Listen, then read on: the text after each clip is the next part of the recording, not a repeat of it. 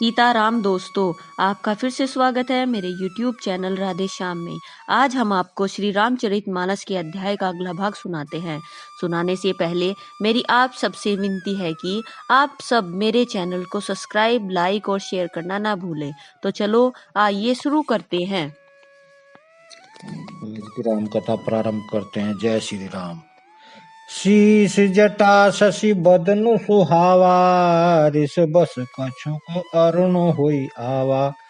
भरकुटी कुटिल नयन रिस राते, सहज चितवत मन रिसाते। सिर पर जटा है सुंदर मुख चंद्र, क्रोध के कारण कुछ लाल हो आया है। भौं में टेढ़ी और आंखें क्रोध से लाल हैं।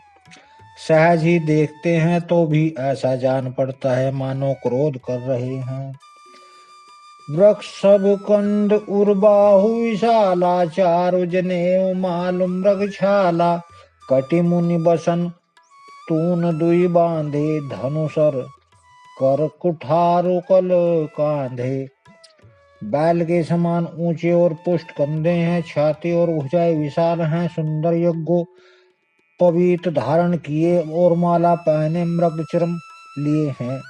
कमर में मुनियों का वस्त्र वलकल और दो तरकस बांधे हैं। हाथ में धनुष बाण और सुंदर कंधे पर फरसा धारण किए हैं। शांत वेशु करनी कठिन बरनी न जाय स्वरूप, धरि मुनि तनु जनु वीर रसु। आयौ जय सब भूप।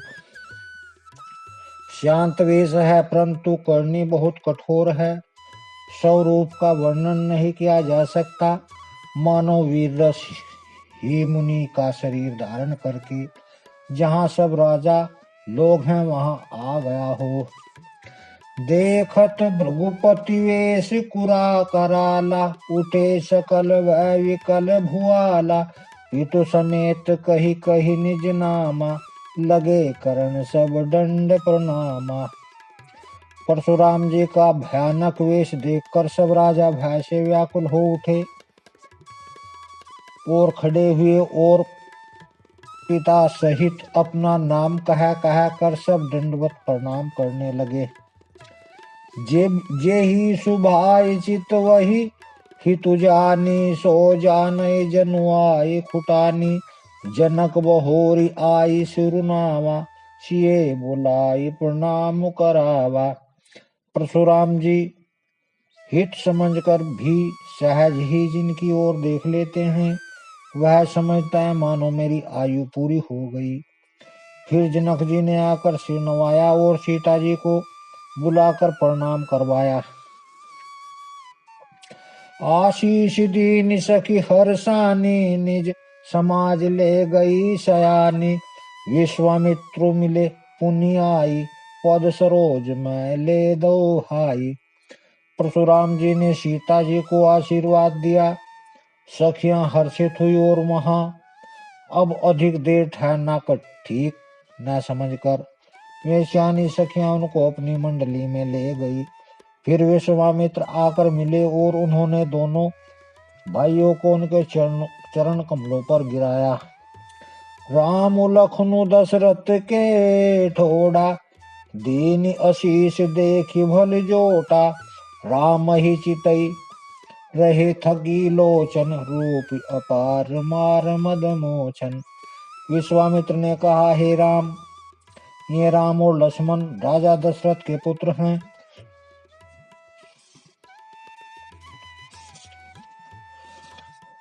उनकी सुंदर जोड़ी देखकर परशुराम जी ने आशीर्वाद दिया। कामदेव के भी मद को छुड़ाने वाले रामचंद्र जी के अपार रूप को देखकर उनके नेत्र थकित और स्तंभित हो रहे। बहुरी बिलो की विदेशन, कहू कहा अति भीर। पूछत जानी अजान जिमी, व्यापो कोपु शरीर। फिर सब देखकर जानते हुए भी अनजान की तरह जनक जी से पूछते हैं कि कहो यह बड़ी भारी भीड़ कैसी है। उनके शरीर में क्रोध छा गया। समाचार कही जनक सुहाए, जेहि कारण महीप सब आए, सुनत वचन फिर अनत निहारे, देखे चाप खंड मही डारे। जिस कारण सब राजा आए थे, राजा जनक ने वे सब समाचार कह सुनाए। जनक के वचन सुनकर परशुराम ने फिर कर दूसरी ओर देखा तो धनुष के टुकड़े पृथ्वी पर पड़े हुए दिखाई दिए। अतिरिस बोले वचन कठोरा, कहु जड जनक धनुष के तोरा। बेग दिखाव मूड न तय आजू, उल्टहु मही जह लही तब राजू। अत्यंत क्रोध से भरकर वे कठोर वचन बोले, रे मूर्ख जनक, बता धनुष किसने तोड़ा, उसे शीघ्र दिखा नहीं तो। अरे मूड, आज मैं जहां तक तेरा राज्य है वहां तक की पृथ्वी उलट दूंगा। अति डर उतरऊ देत नृपुनाही, कुटिल भूप हर से मन माही। सुर मुनि नाग नगर नर नारी, सोचे सकल त्रास उर भारी। राजा को अत्यंत डर लगा, जिसके कारण वे उत्तर नहीं देते। यह देखकर कुटिल राजा मन में बड़े प्रसन्न हुए। देवता मुनि नागौर नगर के स्त्री पुरुष सभी सोच करने लगे, सबके हृदय में बड़ा भय है। मन पछिताति सिए महतारी, विधि अब समरी बात बिगारी। भृगुपति कर स्वभाव सुनि सीता, अरध निशेष कलप सम बीता। सीता जी की माता मन में पछता रही है कि हाय विधाता ने अब यह बनी बनाई बात बिगाड़ दी। परशुराम जी का स्वभाव सुनकर सीता जी को आधा क्षण भी कल्प के समान बीतने लगा। सब है बिलोक लोग सब, जानी जान की भीरू। हृदय न हर्ष विषाद कछु, बोले श्री रघुबीरू। तब रामचंद्र जी सब लोगों को भयभीत देखकर और सीता जी को डरी हुई जानकर बोले। उनके हृदय में ना कुछ हर्ष था ना विषाद। नाथ संबुधन वंजन हारा, होयई केउ एक दास तुम्हारा। आयसु कहा कही ऐकिन मोही, सुनि रिसाई बोले मुनि कोई। हे नाथ, शिव जी के धनुष को तोड़ने वाला आपका ही कोई एक दासी ही होगा, क्या आज्ञा है, मुझसे क्यों नहीं कहते। यह सुनकर क्रोधी मुनि रिसाकर बोले, सेवक सो जो करे सेवकाई, अरि करनी करी करिया लड़ाई। सुनहु राम जेहि शिव धनु तोरा, सहस बहु सम सो रिपु मोरा। सेवक वह जो सेवा का काम करे, शत्रु का काम करके तो लड़ाई ही करनी चाहिए। हे राम सुनो, जिसने शिव जी का धनुष तोड़ा है वह सहस बहु के समान मेरा शत्रु है। सो बिल गाओ बिहाई समाजा, नैता मार जय हई सब राजा। सुनि मुनि वचन लखन मुस्काने, बोल प्रसूधर ही अपमाने। वह समाज को छोड़कर अलग हो जाएं, नहीं तो सभी राजा मारे जाएंगे। मुनि के वचन सुनकर लक्ष्मण जी मुस्कुराए और परशुराम जी का अपमान करते हुए बोले, बहुधनु ही तोरी लरिकाई, कभू न अशिरिष कीनि गोसाई। हे धनु पर ममता के हेतु, सुनि रिसाई कह भृगुकुल केतु। हे गोसाई, लड़कपन में हमने बहुत सी धनुया तोड़ डाली, किंतु आपने ऐसा क्रोध कभी नहीं किया। इस धनुष पर इतनी ममता किस कारण से है। यह सुनकर भृगु वंश की ध्वजा स्वरूप परशुराम जी कुपित होकर कहने लगे, रे नृप बालक काल बस, बोलत तो ही न समार। धनु ही सम त्रिपुरारि धनु, विदित सकल संसार। अरे राजपुत्र, काल से केवश होने से तुझे बोलने में कुछ भी होश नहीं है। सारे संसार में विख्यात शिव जी का यह धनुष क्या धनु ही के समान है।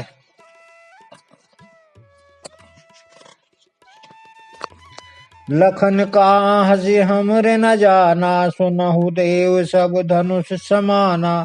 काछति लाभु जून धनु तोरे, देखा राम नयन के भोरे। लक्ष्मण जी ने हंसकर कहा, ये देव सुनिए, हमारे जान में तो सभी धनुष एक से ही हैं, पुराने धनुष के तोड़ने में क्या हानि लाभ। श्री रामचंद्र ने तो इसे नवीन के धोखे से देखा था। छुवत टूट रघुपति हूँ, न दोषु मुनि बिनु काज करी अकत रोसु। बोले चितई पर सुखी ओरा, रेसट सुनहि स्वभाव न मोरा। फिर यह तो छूते ही टूट गया, इसमें रघुनाथ जी का कोई भी दोष नहीं। हे मुनि, आप बिना ही कारण किस लिए क्रोध करते हैं। परशुराम जी अपने फरसे की ओर देखकर बोले, अरे दुष्ट, तूने मेरा स्वभाव नहीं सुना। बालक बोली बधौ नहीं तो ही, केवल मुनि जड़ जा नहीं मोही। बाल ब्रह्मचारी अति कोही, विश्व विदित क्षत्रिय कुल द्रोही। मैं तुझे बालक जानकर नहीं मारता हूँ। अरे मूर्ख, क्या तू मुझे निरामुनि ही जानता है। बाल ब्रह्मचारी और अत्यंत क्रोधी हूँ। क्षत्रिय कुल का शत्रु तो विश्व भर में विख्यात हूँ। भुज बल भूमि भूप बिनु कीनी, विपुल बार मही देवन कीनी।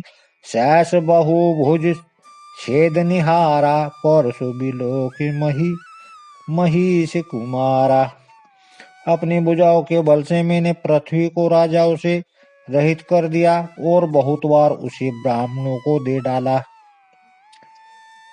हे राजकुमार, सहस बाहु की भुजाओं को काटने वाले मेरे इस फरसे को देख।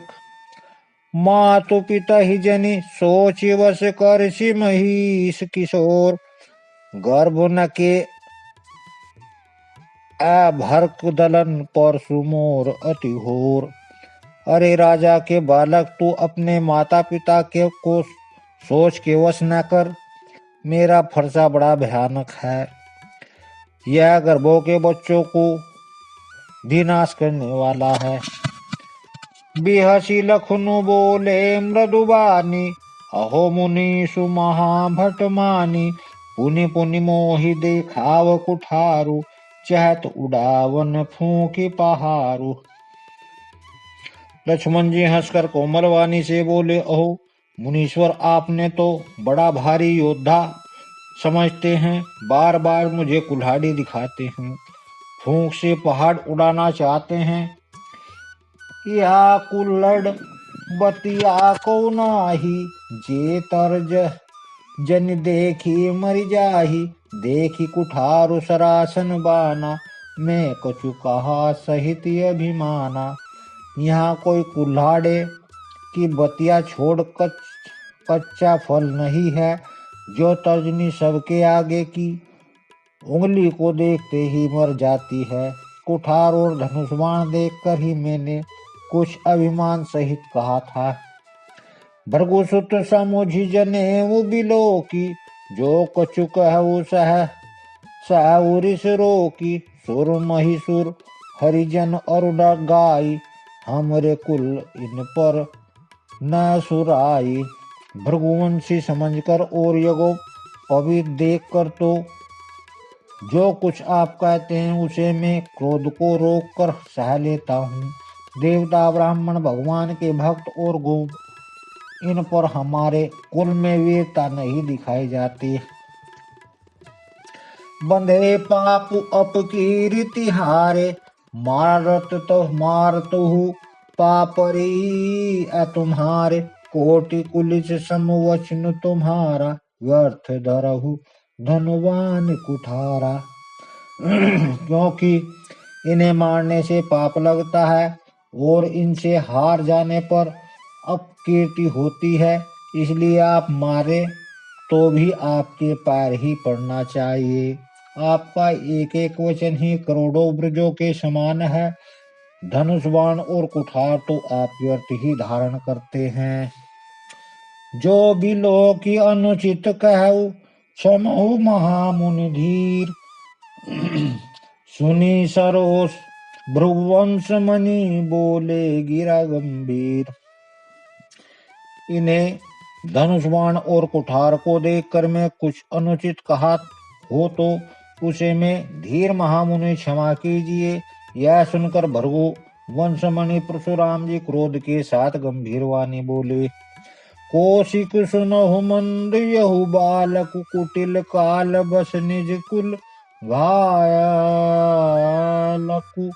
भाज वंश राकेश कलंकु निपट निरंकुश अवधु असंकु। हे विश्वामित्र सुनो, यह बालक बड़ा कुबुद्धि और कुटिल है। काल के वश होकर यह अपने कुल का घातक बन रहा है। यह सूर्य वंश रूपी पूर्ण चंद्र का कलंक है। यह बिल्कुल उद्दंड मूर्ख और निडर है। काल कबुल होई छन माही कहु पुकारी खोरी मोहि नाही। तुम हट कहु जो चहु बारा कही प्रताप बल रोसु हमारा। अभी क्षण भर में यह काल का ग्रास हो जाएगा। मैं पुकार कर कह देता हूँ, फिर मुझे दोष नहीं है। यदि तुम इसे बचाना चाहते हो तो हमारा प्रताप बल और क्रोध बतलाकर इसे मना कर दो। लखन कहो मुनि सुजसु तुम्हारा तुम ही अछत को बरने पारा। अपने मुँह तुम आपन करनी बार अनेक भांति बहुवर्णी। लक्ष्मण जी ने कहा, हे मुनि, आपका सुयश आपके रहते दूसरा कौन वर्णन कर सकता है। आपने अपने ही मुंह से अपनी करनी और अनेकों बार बहुत प्रकार से वर्णन की है। नहीं संतोषु तपुनि कछु कहु जनि ऋषि रोकि दुसह दुख सहु। वीर विवती तुम धीर अछोभा गारी देत न पावो शोभा। इतने पर भी संतोष न हुआ तो फिर कुछ कह डालिए। क्रोध रोक कर असहाय दुख मत सहिए। आप वीरता का व्रत धारण करने वाले धैर्यवान और शोभ रहित हैं। गाली देते शोभा नहीं पाते। सूर समर करनी करही कही न जना वही आपू। विद्यमान रण पाई रिसु कायर कथई प्रतापु। सूरवीर तो युद्ध में करनी सूरवीरता का कार्य करते हैं कहकर अपने को नहीं जनाते। शत्रु को युद्ध में उपस्थित पाकर कायर ही अपने प्रताप की डींग मारा करते हैं। तुम्हें तो कालु हाक जनु लावा बार बार मोहि लागी बोलावा। सुनत लखन के वचन कठोरा और सुधारि धरेउ कर थोरा। आप तो मानो काल को हाँक लगाकर बार बार उसे मेरे लिए बुलाते हैं। लक्ष्मण जी के कठोर वचन सुनते ही परशुराम जी ने अपने भयानक फरसे को सुधार कर हाथ में ले लिया। अब जनि देहि दोष मोहि लागु लोगु कटुवादी बालक वध जोगु। बाल बिलो के बहुत में बाँचा अब यहु मर निहार भा साचा। और बोले, अब लोग मुझे दोष न दें। यह कड़वा बोलने वाला बालक मारे जाने के ही योग्य है। इस बालक देखकर मैंने बहुत बचाया, पर अब यह सचमुच मरने को ही आ गया है। कौशिक कहा क्षमीय अपराधु बाल दोष गुण गण ही न साधु। खर कुठार में अकरुण को ही आगे अपराधी गुरु दोही। विश्वामित्र ने कहा, अपराध क्षमा कीजिए। बालकों के दोष और गुण को साधु लोग नहीं गिनते। परशुराम जी बोले, तीखी धार का कुठार में दया रहित और क्रोधी और यह गृहद्रोही और अपराधी मेरे सामने। उत्तर देत छोड़हु बिनु मारे केवल कौशिकशील तुम्हारे, न त एही काट कुठार कुठारे, गुरहि उरनी उरी न हो तो श्रम थोरे। उत्तर दे रहा है, इतने पर भी मैं इसे बिना मारे छोड़ रहा हूँ।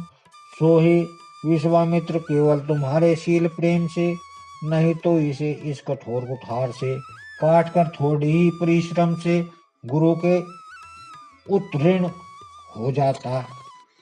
आज की राम कथा यहीं समाप्त करते हैं। जय श्री राम।